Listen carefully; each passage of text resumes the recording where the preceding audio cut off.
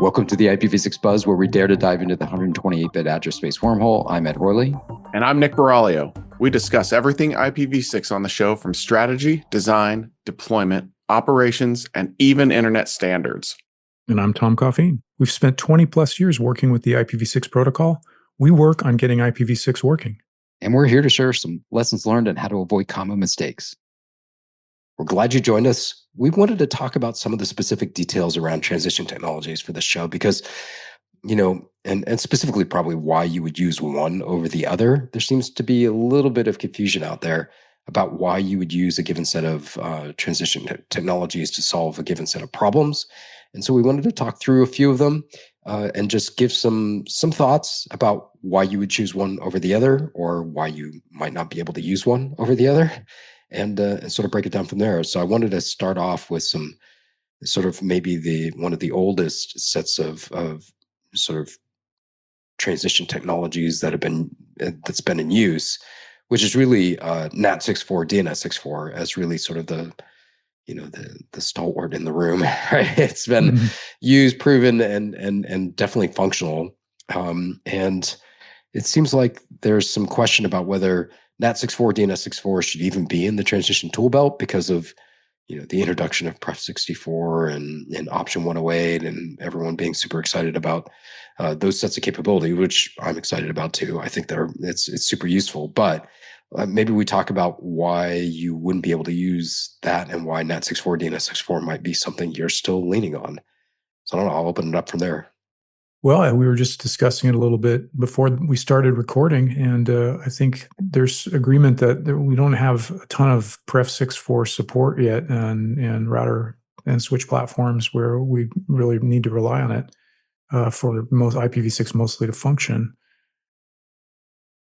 Yeah, I mean, I think it's easy to find software implementations, so if you've got like an OpenWRT router or like a MikroTik router, or things that are primarily software-based that may or may not have hardware offload, that's much easier to find an implementation.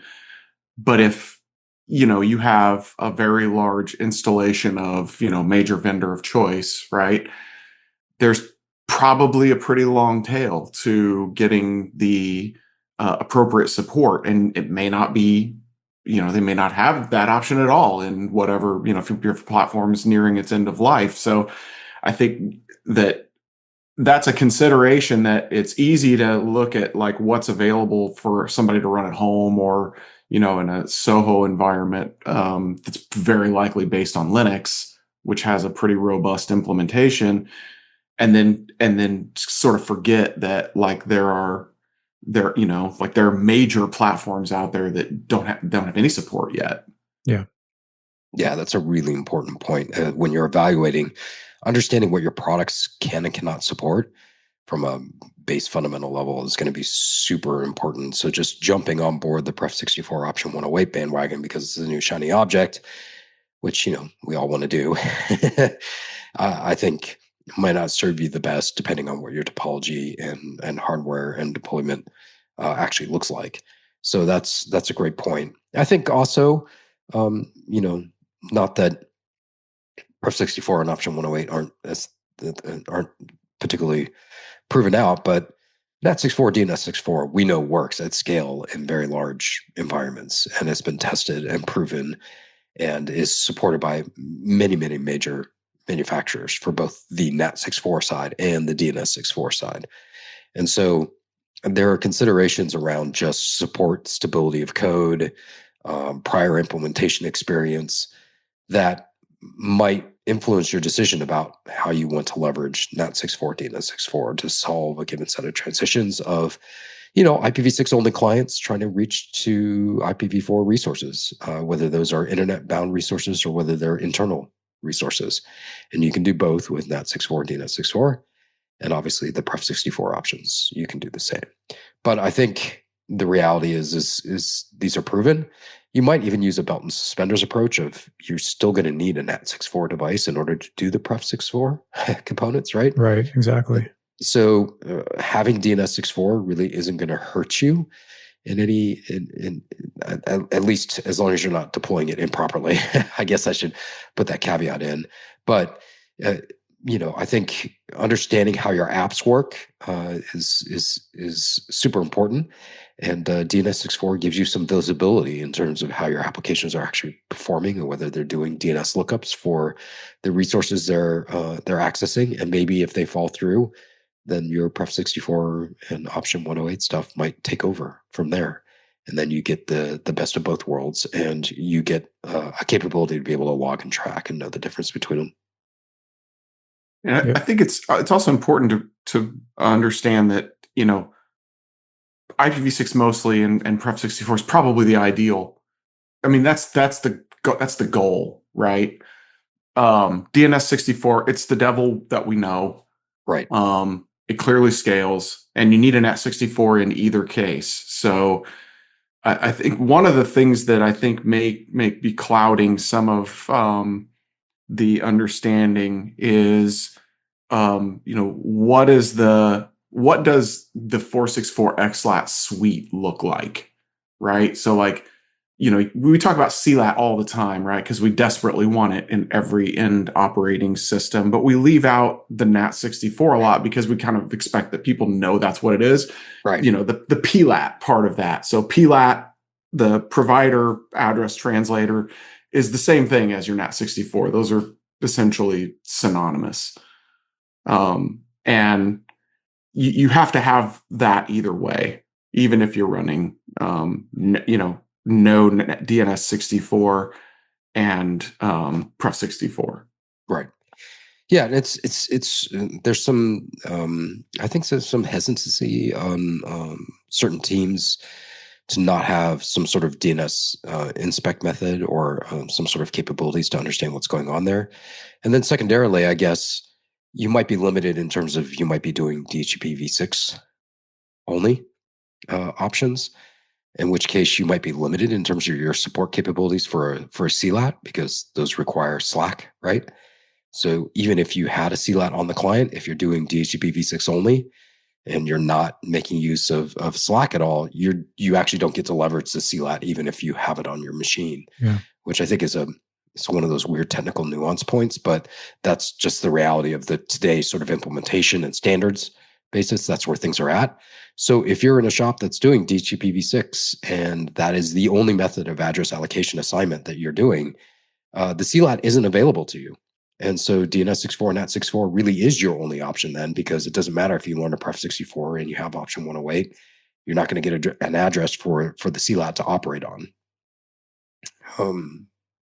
Maybe a minor technical point, but an important one for those that are, that might be constrained in that particular way. Yeah. And don't have the and don't realize that that's a dependency for the CLAT to operate. It's all very dependent on the operational environment. As you're getting at it, really, I think you're implying that, differences in operational environments are gonna change what choices you have, what options are available to you. And I think maybe starting from the first case of an enterprise environment where they're likely dual stack today, because I don't know that we're seeing, it's not like you're seeing IPv6 adoption going from, hey, we're a v4 only shop, we want to get involved in v6 and get it up and running, and they're going to go straight to attempting IPv6 only or IPv6 mostly. So what we're really talking about is migrating from a dual stack environment to, either, and the goal, we might say, at least initially now, because of the new technology with mostly, that's the goal. But ultimately the goal is IPv6 only, with the recognition that, v4 will eventually need to be turned off. And mostly kind of gets us there, gets us as close as we're going to get to that, while still maintaining sort of IPv4 as a service. But it's all predicated on what your environment supports and what you have to support in your environment. So, for big shops that have a lot of just, off-the-shelf software and applications and SaaS and stuff like that, where, they're not going to run into a scenario where they've got old code that's, plugging IPv4 literals into things. And then, DNS 6.4 might actually be a great option. But then, of course, you butt up against the lack of support for, say, DNS 6.4 on Microsoft DNS platforms. So unless you've actually moved away from that in your environment, then you're kind of stuck. without a good option to run a DNS 6.4 unless you figure out how you're going to upgrade your DNS infrastructure to a platform that supports it. And so, maybe then v6 mostly looks more appealing based on that lack of support. But anyway, it's just a bunch of essentially a bunch of mix and match components within your overall enterprise environment that are going to dictate what's available to you and on what timeline. And we always try to be pretty agnostic about it and say, what works, what's going to get you the operational model and set of models that's best for your environment and best, whatever flavor of v6, whether it's DNS 6.4, NAT 6.4, or it's IPv6 mostly, or it's both. Frankly, you could easily run into scenarios where it makes perfect sense in a data center, say, to do DNS 6.4, NAT 6.4, and maybe on a user segments, it's mostly is a better fit. So it just really just depends on the environments. Yeah, you touched on something there that I think is kind of a dead zone, that a lot of folks, I've missed it myself, and that if you have an environment that you control end to end, like say you're in an enterprise where you control the desktop, you control the software load, you control literally every aspect of IT, then you can get away with a lot more things, right? Because you have full control over it. But I don't know. I mean, maybe I live in a bubble or whatever, but I have never been in that kind of environment in my entire career. So, you get into these situations where, let's say, for example, you want to move to IPv6 only via IPv6 mostly, but you don't control all the systems that are plugging into your network or getting onto your wireless. I would say that's probably whatever percent. I'd say it's a high percentage of environments.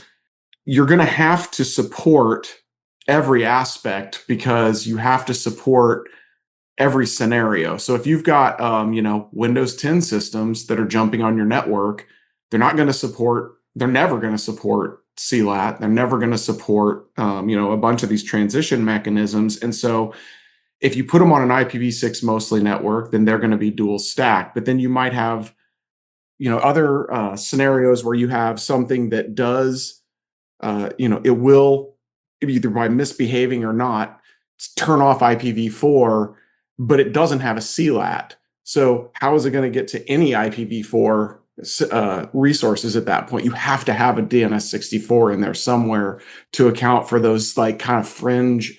I don't even know if I'd call them fringe, but let's call them fringe just for argument's sake. Those edge cases that just don't have all the pieces yet. Legacy environments are going to have a lot of this, I suspect. Yeah, and IoT and OT platform environments are going to have a lot of that too, because you don't necessarily know how they're coding, how they're doing discovery for resources, whether they're expecting a certain set of behavior for public services or not. So those are the things that become challenging. I think there's, and we talk about NAT 6.4, DNS 6.4, and obviously the CLAT side, Pref 64 and option 108. We're really talking about client side. We haven't talked a tremendous amount about the server side of the equation, but do realize that you still have your trusty utility belt of server load balancers or application delivery controllers to be able to help solve that end of the equation that talks in both directions, right? You can talk 6 on one side, 4 on the other, 4 on one side, 6 on the other, 6 to 6, 4 to 4. All the regular options that you have available to you there. So data center looks a little bit more like almost like a dual stack service block architecture where you can talk either language depending on what the client devices are doing and coming in. And so what you're really manipulating is from that, how that client is accessing resources at the edge. And does it need an access for DNS 6.4 environment to support what it needs to do to connect to resources? Or can it live with the Pref 64 option 108?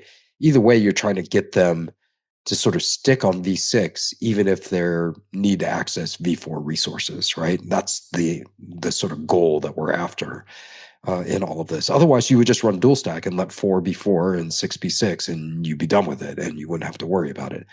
That doesn't really save you from an administrative operation burden standpoint, right? Which is not insignificant, I think. And so the consideration, can we move a large portion of our deployment into a single protocol, makes a lot of sense. And moving to v6 using these transition mechanisms.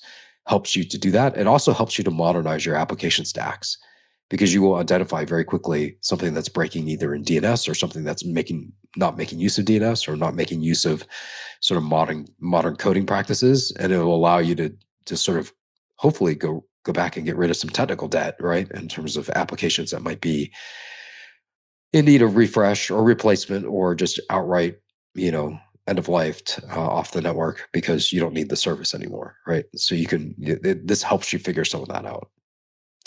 I think the other one that we don't really talk about much is stateless IP ICMP translation, which is basically translating between v4 and v6.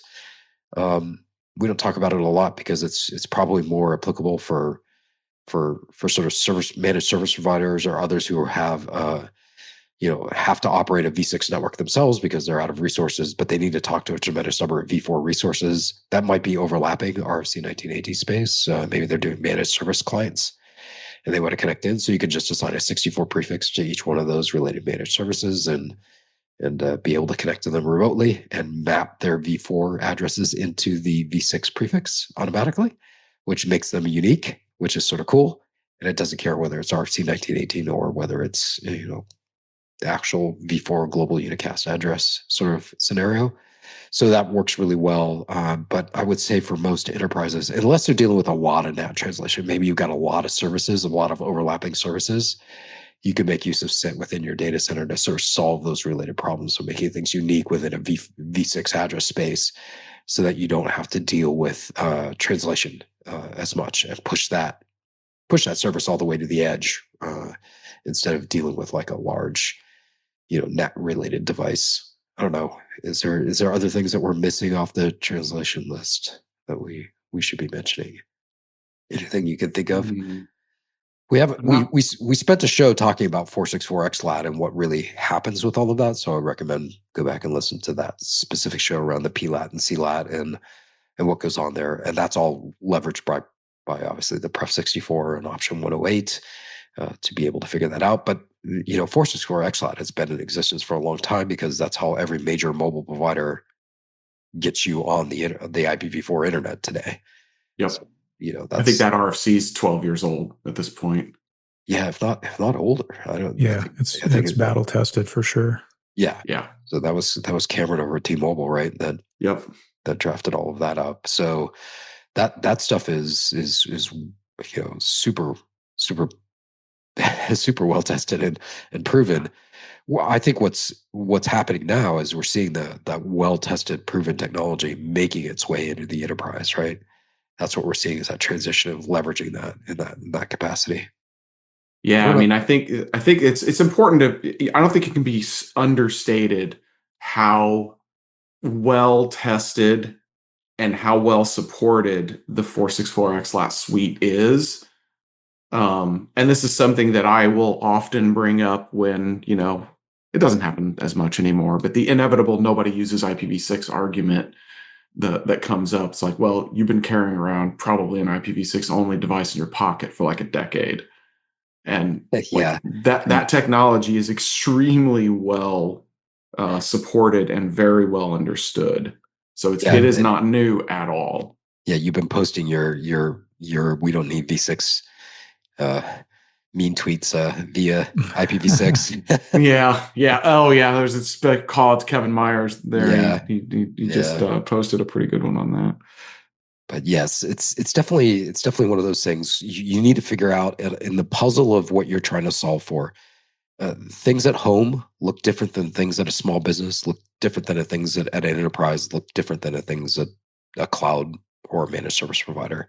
And the given sets of transition technologies that you're going to use are going to differ based off of what is in your environment and potentially what maturity those things are at in terms of what risk you're willing to take.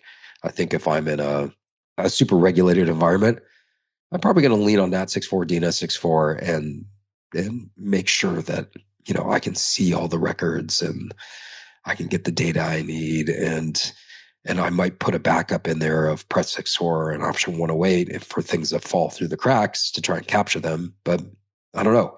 There's different strategies. Do you use a well-known prefix? Do you not use the well-known prefix? And there's different nuanced decisions around like, well, if I use a well-known prefix, maybe I just capture that and steer that to my main security data center locations. So that way I capture people that are using the well-known prefix without really knowing that they should be. So I at least go and capture the transition and say like, hey, your app is doing this. Were you aware of that? Right? Yeah. Versus doing a specific prefix from your known block. And then you're obviously seeing the applications that are using the Pref64 options and getting the right information from the NAT64 side to go out and do the right thing. So that gives you a lot of insight about what your applications are doing inside your network. So there's a lot more nuanced decisions that need to go on. And then that scale, do I distribute this? Do I centralize it? Like, right? There's different scale considerations. The reality is this NAT64 has been proven to scale out very, very well. And DNS64 also. And DNS64 really is not that much of an additional burden on top of the existing DNS resources that you probably are already operating. So you're going to see pretty good results there. And I think both services available. I know DNS64 is available on, I think you can get it from like Cloudflare and a couple others, right, to be able to make use of theirs. Yeah, Google has it, Cloudflare has one, and they both use the well-known prefix, if I'm not mistaken. Yeah. So if you want to leverage them, you can. I don't know about the NAT64, if there's actually any NAT64 related open services. There definitely are. Yeah. So there's I actually run 3 of my own that are geographically diverse in the US, and they have a DNS64 that does not use the well-known prefix. It uses one of mine. Right. Because it's also out, it's out and about, and it directs towards my NAT64s. But I think it's called NAT64.xyz or something like that. There's a website that actually, the guy reached out to me when he found mine and said, hey, can I list these? Because he has a list of public NAT64 systems out there. Let's see if I can figure out what that is. Just remember, you're trusting someone else to translate your traffic. So yes, there is a huge caveat. You're transiting a router you do not control. So watch out for those .ru NAT64. Yeah, seriously. So, but I think it's important for the audience to realize that when we're talking through use cases scenarios, we're trying to make sure that we're talking through ones that we know are mature, well-established, well-supported. We definitely want to keep track of and encourage people to test out, use, and push the envelope on the stuff that's new and current. But just realize you may not have that as an option, and you're only going to be able to design and architect around the things that you have within your utility belt, as it would be, and making sure that you have ones that are well-known and that you have capabilities to leverage. I think those are going to be, top of my list, and that's why that is one of the reasons why we talk about NAT64 and DNS64 so much. It's exactly for that reason. I don't know, Tom, Nick, anything to add to that? Yeah, not really. I mean, that sums it up. I think we tend to have a bit of a enterprise network bias in terms of how we look at things and talk through things. And sometimes I think the Soho folks and home users maybe wrinkle their brows at what we may be suggesting. But I think that's, if anything, it's a bit of an enterprise bias on how we look at things. Larger and larger enterprise for that matter. Yeah, I mean, I definitely appreciate having a million years ago working, running a early broadband ISP, the power users sort of drive a lot of the innovation at a very low level. So I definitely appreciate the, folks that are chiming in with the questions and the comments and stuff that are like, hey, I'm doing this at home, or I have a small office and I want to do these. I want these big office features in my small office. Like those are the kind of things that we have to just keep hammering on, because it's easy for, someone to say justify features when you have a gigantic, multinational company that's buying, $500 million worth of equipment. Right. Exactly. But other people might want some of those features too. And so, as people see how things work, it's okay to ask for those. I would argue you should continue to ask for those things in an increasingly loud volume. Because that's how we get innovation, right? Yeah. Yeah. And repeating on saying Pref 64 is the way forward, or being able to talk to your vendor and understanding what limitations they have, and saying like, well, how come you aren't adding this in there? What do we need to do? What should be informing our buying decision, because this is something we want? I think those are important conversations to have. So I think those are important things for the audience to do, is to go out and say like, hey, I don't have this option available to me because of the fact that you aren't supporting it in your platform. What's your roadmap? What does that look like? When's that going to come? And you can make good decisions based off of your knowledge level and where things are at, which is part of what we're trying to provide, is a little bit of context and a little bit of knowledge. A little bit of knowledge will make you dangerous. That's right. And if you don't know if your equipment supports it, or if you're looking to buy equipment and you want to know some more, there's a website that you can go to and check the compatibility. Yeah, you can check the IPv6compatibility.com and browse around and check it out. But yeah, I think I hope that helps folks in terms of understanding some of the transition stuff, because we realized maybe we don't provide as much context around in the show around exactly which use cases make sense. If there's questions about this specific one, or you guys have other sort of interesting, nuanced areas around the transition technologies, why you would use one versus the other at what point, we'd love to hear from you. So definitely do hit packetpushers.com or packetpushers.net/FU for the follow-up and let us know. We really appreciate all the notes we've been getting. We've been getting quite a few messages recently, so we really appreciate that, because it's definitely been interesting hearing what everyone is up to and what folks are actually doing. So we really appreciate the feedback. Thanks so much. Yeah, keep them coming. They're all good.